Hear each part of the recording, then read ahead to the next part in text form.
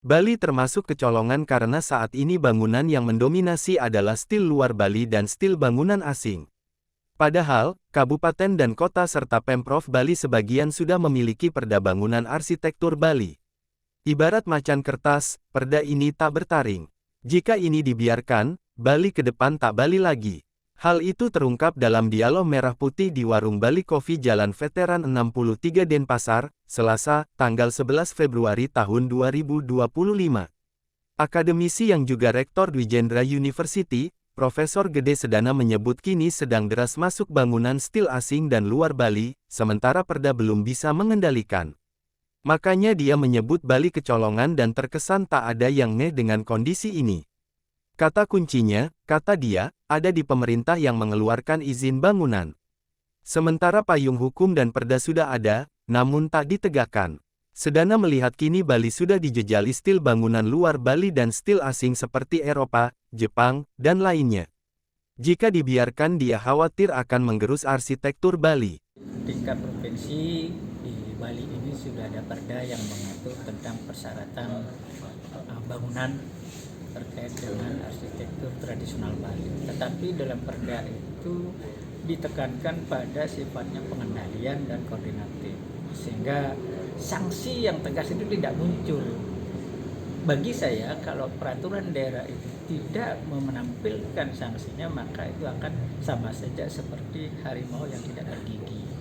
Nah, oleh karena itu, karena sifatnya di sana adalah koordinatif dan kemudian pengendalian, maka di kabupaten dan kota yang ada di Bali ini wajib melaksanakan penegakan hukumnya, karena di setiap perda itu sudah disertai dengan persyaratan-persyaratan yang harus diikuti, yang wajib diikuti oleh siapapun yang mau membangun dan berdasarkan pada arsitektur tradisional Bali. Jadi apabila terjadi pelanggaran atau tidak memenuhi kewajiban itu, maka sudah sangat tegas sekali disebutkan harus diberikan sanksi.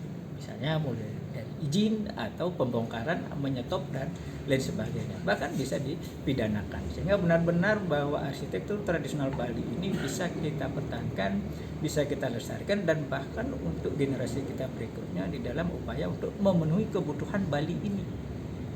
Pengamat tata ruang Bali yang juga Dekan Fakultas Teknik Dwijendra University, Arya Bagus Mahadwijati Wijaatmaja juga melihat begitu derasnya Bali diserbu berbagai stil arsitektur daerah lain dan asing. Padahal sejumlah kabupaten kota sudah memiliki perda dan aturan yang mengutamakan stil arsitektur Bali. Arsitektur luar yang masuk ke Bali, yang perlu dilakukan adalah penegakan hukum terhadap Perda Nomor 5 Tahun 2005 tentang bangunan gedung. Walaupun demikian, diperlukan juga aturan turunan pada setiap kabupaten kota, karena di kabupaten kota sendiri memiliki ciri khas arsitektur yang berbeda-beda.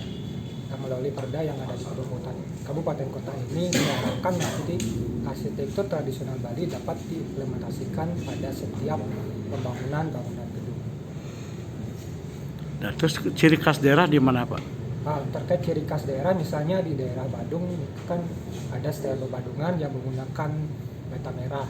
Kemudian di Buleleng ada yang menggunakan bias menila, dan juga ada yang menggunakan paras merah seperti di daerah Pangsit dan sebagainya. Kemudian juga ada di Karangasem yang pada dasar bangunannya atau bebaturannya itu menggunakan batu kali dan sebagainya. Jadi inilah ciri-ciri dari atau karakteristik dari arsitektur tradisional yang terdapat di beberapa kabupaten kota yang seharusnya dilestarikan atau dipertahankan sehingga arsitektur tradisional Bali dapat lestari dan bertahan untuk generasi seterusnya. Anak muda Bali yang juga pecinta arsitektur Bali, I Gede Sunarta, ikut prihatin dengan kondisi Bali saat ini. Dia baru tahu ada perda soal bangunan stil Bali, namun sayang tak diterapkan. Dia setuju pelanggaran perda harus ditindak tegas agar generasi muda Bali kian mencintai seni warisan leluhurnya. Makanya mahasiswa Fakultas Teknik Dwijendra University ini mengajak generasi muda Bali ikut menjadi pengawas di lapangan dan melaporkan jika menemukan pelanggaran. Untuk menanggapi hal tersebut, mungkin dari perda ya lebih terus ditingkatkan dan juga ditegakkan. Mungkin dari kita kalangan anak muda dan juga mahasiswa dari arsitektur tradisional Bali, mungkin kita bisa mempelajari, memahami dan juga berinovasi untuk nantinya bisa diterapkan di masyarakat dan juga mengedukasi masyarakat bagaimana penerapan dari peraturan-peraturan yang ada untuk tradisional Bali tersebut. Baik. Ketiga narasumber juga menilai pentingnya perda soal bangunan di Bali direvisi guna memperkuat konten ornamen Bali dan penegakan hukumnya. Di sisi lain, arsitektur Bali harus bersifat fleksibel karena ilmu arsitektur terus berkembang dan makin modern. Suka melaporkan.